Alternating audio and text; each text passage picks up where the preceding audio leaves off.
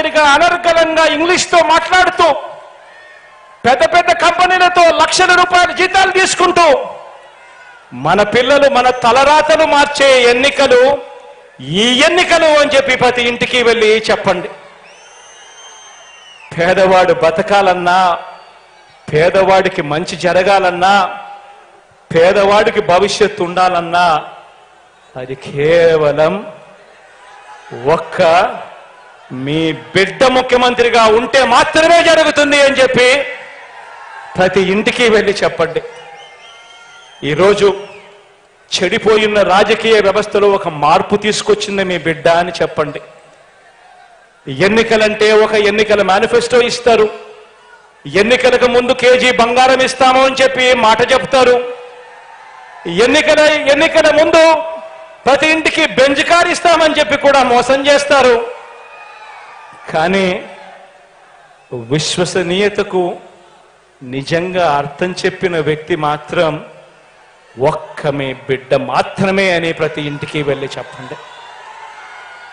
మీ బిడ్డ చెయ్యగలిగిందే చెప్తాడు, కానీ ఒక్కసారి చెప్పిన తర్వాత మాత్రం మీ బిడ్డ చెప్పాడంటే చేస్తాడంటే అని చెప్పి ఖచ్చితంగా ప్రతి ఇంటికి వెళ్ళి చెప్పండి. ఈరోజు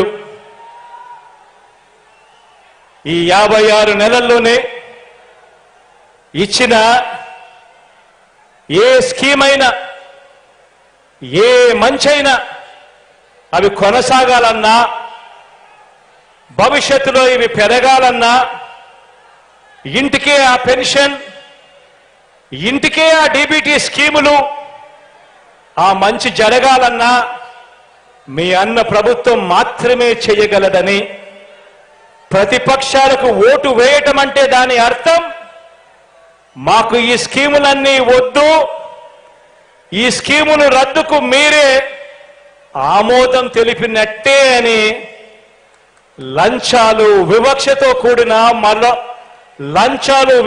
కూడిన మళ్ళీ జన్మభూమి కమిటీల వ్యవస్థకు మళ్ళీ ఓటు వేయటమే అని ఇంటింటికి వెళ్ళి చెప్పమని చెప్పి అడుగుతా ఉన్నాను మీ అందరితో కూడా.